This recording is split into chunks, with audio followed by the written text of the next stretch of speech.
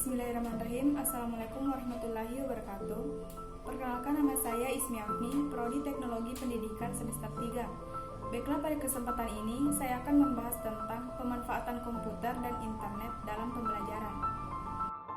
Manfaat komputer sebagai media pembelajaran, yaitu media komputer dimanfaatkan dalam pembelajaran karena memberikan keuntungan-keuntungan yang tidak dimiliki oleh media pembelajaran lainnya, yaitu kemampuan komputer untuk berinteraksi secara individu dengan mahasiswa.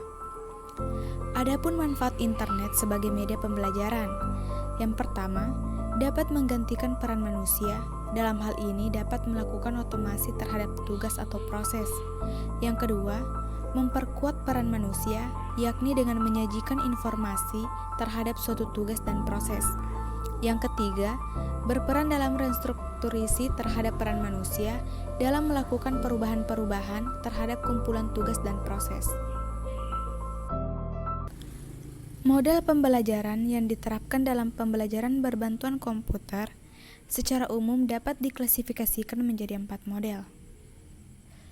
Dalam model 1 dan 2, komputer berperan sebagai pengajar, sedangkan model 3 dan 4 untuk mengembangkan penggunaan kemampuan memecahkan masalah melalui pendekatan discovery atau exploratory.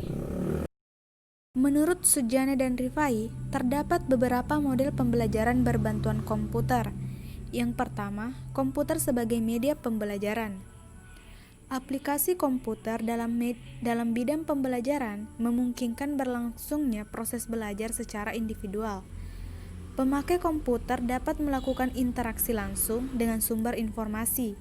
Perkembangan teknologi komputer jaringan saat ini telah memungkinkan pemakainya melakukan interaksi dalam memperoleh pengetahuan dan informasi yang diinginkan. Beberapa lembaga pendidikan jarak jauh di sejumlah negara yang telah maju memanfaatkan medium ini sebagai sarana interaksi. Pemanfaatan ini didasarkan pada kemampuan yang dimiliki oleh komputer dalam memberikan umpan balik atau feedback yang segera kepada pemakainya. Kedua, penggunaan jaringan komputer untuk pembelajaran. Teknologi jaringan komputer atau internet memberi manfaat bagi pemakainya untuk melakukan komunikasi secara langsung dengan pemakai lainnya. Hal ini dimungkinkan dengan diciptanya sebuah alat bernama modem. Jaringan komputer atau internet memberi kemungkinan bagi pesertanya untuk melakukan komunikasi tertulis dan saling bertukar pikiran tentang kegiatan belajar yang mereka lakukan. Kelebihan dan kekurangan komputer. Kelebihan komputer yaitu 1. Memungkinkan mahasiswa belajar sesuai dengan kemampuan dan kecepatannya dalam memahami pengetahuan dan informasi yang ditayangkan. Kedua, penggunaan komputer dalam proses belajar membuat mahasiswa dapat melakukan kontrol terhadap aktivitas belajarnya. Yang ketiga, penggunaan komputer dalam proses belajar membuat mahasiswa dapat melakukan kontrol terhadap aktivitas belajarnya.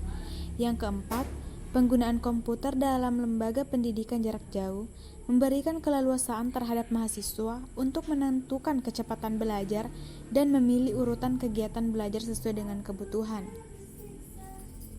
Adapun kekurangan komputer, yang pertama, tingginya biaya pendaftaran dan pengembangan program komputer, terutama yang dirancang khusus untuk maksud pembelajaran. Yang kedua, pengadaan, pemeliharaan, dan perawatan komputer yang meliputi perangkat keras dan perangkat lunak memerlukan biaya yang relatif tinggi. Yang ketiga, memproduksi program komputer merupakan kegiatan intensif yang memerlukan waktu banyak dan juga keahlian khusus. Keuntungan dan kerugian internet. Keuntungan internet yaitu frekuensi tatap muka bukan lagi menjadi suatu kebutuhan yang mutlak. Namun hal ini bisa diakali dengan penyediaan bahan-bahan pengajaran yang dapat langsung diakses melalui internet. Para peserta didik dapat mendapatkan bahan-bahan yang selalu up to date. Para peserta didik dapat memperkaya bahan-bahan yang ada dengan melakukan pencarian di internet.